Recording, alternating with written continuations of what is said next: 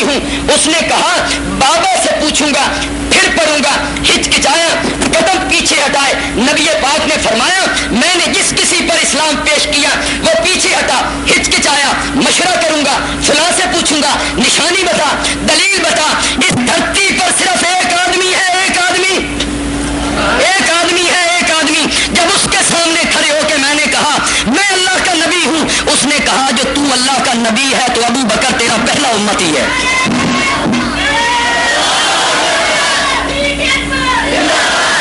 न उसने दलील मांगी, न उसने दलील मांगी, न उसने मौइज़ा मांगा, न उसने निशानी मांगी। मसला तो मैं हल कर चुका हूं, पता नहीं आपके ज़हन में आया या नहीं आया। और अबू बकर ने दलील इसलिए नहीं मांगी, अबू बकर को तो अल्लाह ने पैदा ही मेरे मोहम्मद की तस्दीक के लिए किया था। इसको तो फायज ही अल्लाह ने इस मनसब पे करना था। अबू बकर की तो तखलीक ही इसलिए हुई थी कि मेरे नबी का कोई मुसद्दिक न हुआ, मुसद्दिक की जगह हमने सिद्दीक को खड़ा करना। कोई दलील नहीं मांगी। नबूवत की सबसे पहली तस्दीक किसने की? लोग कहते हैं हजरत अली पहले मोमिन है, किसी ने कहा हजरत खदीजा पहली मोमिन है, किसी ने कहा ज़ैद इब्न हारिसा पहला मोमिन है। मैं ये जानता हूं, मैं तारीख की तफसीर की ये किताबें देख चुका हूं। इमाम आजम इमाम अबू हनीफा रहमतुल्लाह अलैह ने इसमें तत्बीक दे दी कि लड़ो झगड़ो मरो नहीं, मैं तत्बीक दे देता हूं, सब एक हो जाएंगे। यूं कह लो मर्दों में सबसे पहले अबू बकर ने कलमा पढ़ा, बच्चों में सबसे पहले अली ने पढ़ा, औरतों में सबसे पहले खदीजा ने पढ़ा, गुलामों में सबसे पहले ज़ैद ने पढ़ा। अब कोई लड़ाई न रही, कोई लड़ाई न रही। लेकिन मैं कहता हूं, मेरी एक बात है, एक इल्तिजा है, छोटी सी बात है। मैं कहता हूं कि मसला ये नहीं कि 1 घंटा कलमा पहले किसने पढ़ा, 1 घंटा कलमा बाद में किसने पढ़ा, आज किसने पढ़ा, कल किसने पढ़ा, 8 दिन पहले किसने पढ़ा, 8 दिन बाद किसने पढ़ा। खुदा की कसम ये मसला नहीं है कि चंद घंटे पहले चंद घंटे बाद कलमा किसने पढ़ा। मतलब ये है, मसला ये है कि जब मेरे नबी ने दावत किसी के सामने पेश की, उसके मानने में किसने कितनी देर लगाई।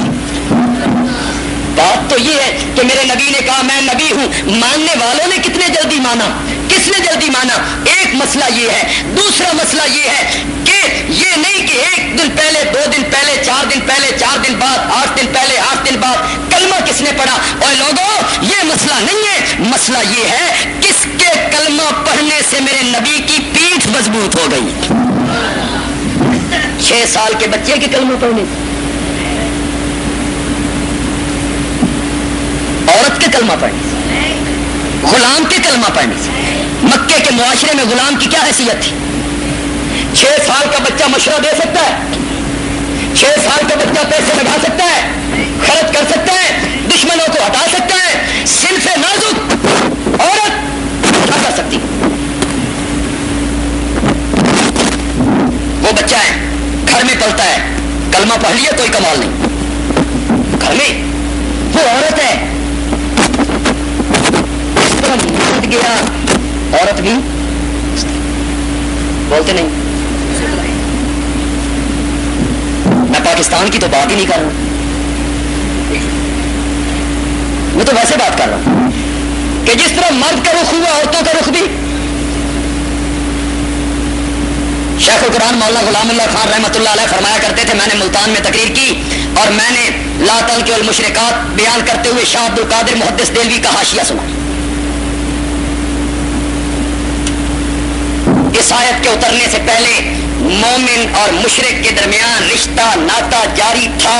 इस आयत से हराम ठहरा, मर्द ने या औरत ने शिरक किया तो निकाह टूट गया। शिरक ये कि अल्लाह की सिफ्त किसी और में जाने, मसलन ये कहे कि मेरे हालात को अल्लाह के सिवा कोई और भी जानता है, तो ये है शिरक। मियां बीवी में से किसी ने किया तो निकाह।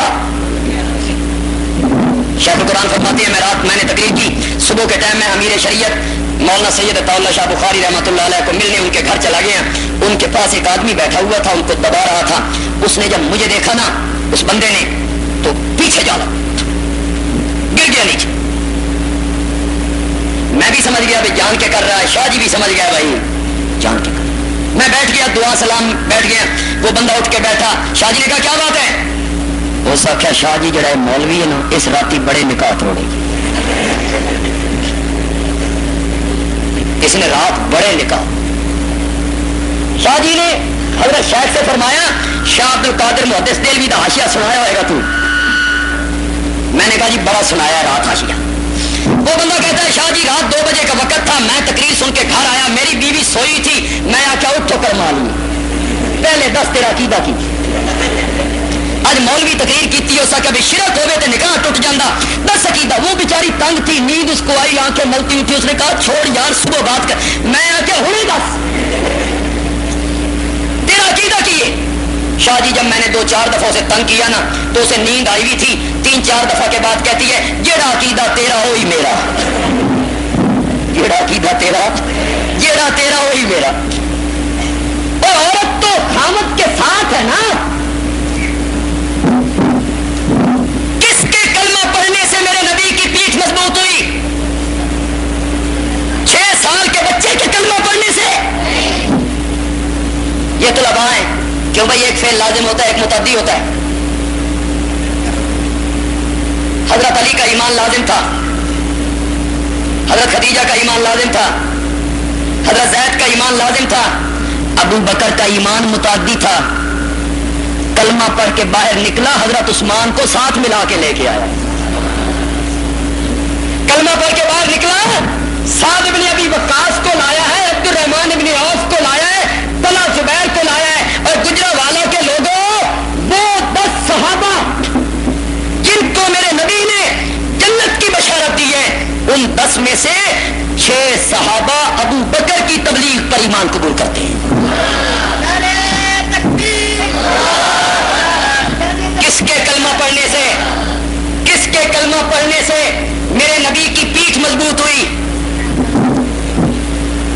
مسئلہ تو یہ ہے نبوت کی سب سے پہلے تصدیق کرنے والا کون ہے؟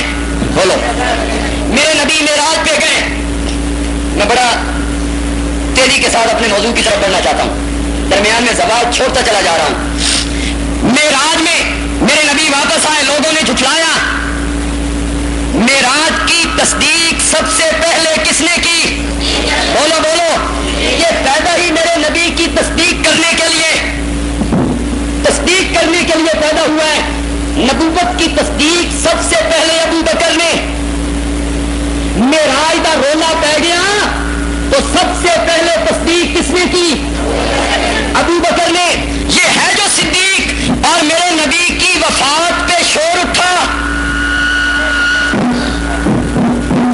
صحابہ کے ہوش اڑے, زبانیں گنگ ہو گئی. حضرت عمر نے تلوار تھام لی, جو کہے گا نبی پاک فوت ہو گئے میں اس کی گردن قلم کر کے رکھ دوں گا. آپ فوت نہیں ہوئے, ابھی اٹھیں گے, منافقوں کے سر قلم کریں گے. مسجد نبوی ہے, فاروق اعظم ہے, ننگی تلوار ہے, خطبہ دے رہے ہیں, صحابہ سہمے ہوئے. اتنے میں صدیق اکبر بھی پہنچ گئے.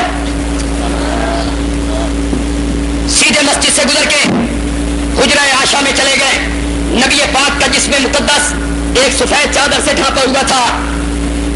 اٹھائیے حدیث کی کتابیں, یہ تاریخ کی بات نہیں ہے. گجرانوالہ کے محدثین یا شیخ الحدیث جتنے ہیں وہ یہ حدیثیں پڑھاتے رہتے ہیں. چنانچہ سفید چادر سے رحمت کائنات کا جسد اقدس ڈھانپا ہوا ہے. صدیق اکبر نے چہرہ انور سے کپڑا ہٹایا اور میرے نبی کے ماتھے کو چوما. اس لیے میں کہا کرتا ہوں ابو بکر تیریاں ریسیں کو. سارے صحابہ بڑے اونچے ہیں پر ابو بکر تیریاں ریسیں کو. بوسا دیا, کھڑے ہوئے اور فرمایا طبتا حیّن. تھوڑا بھی خیال ہے بھائی یہ لفظ نہیں بولنا, میں تو نہیں بول رہا ہوں, یہ لفظ کون بول رہا ہے؟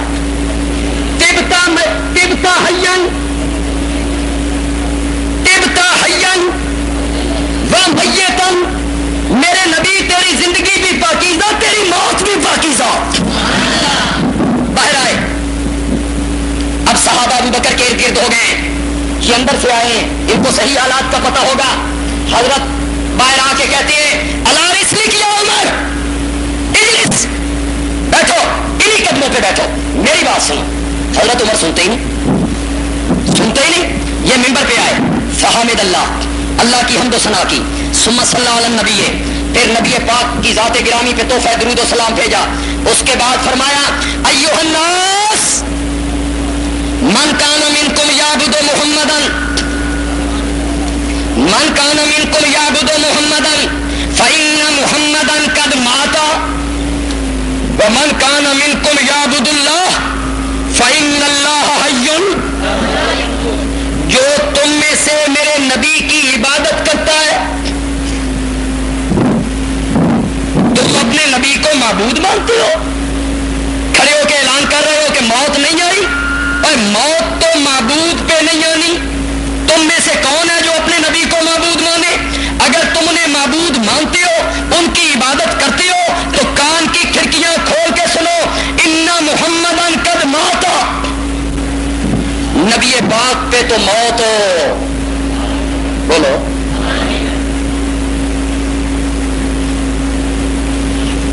موت کا لفظ کوئی برا نہیں، خدا دا نام جی،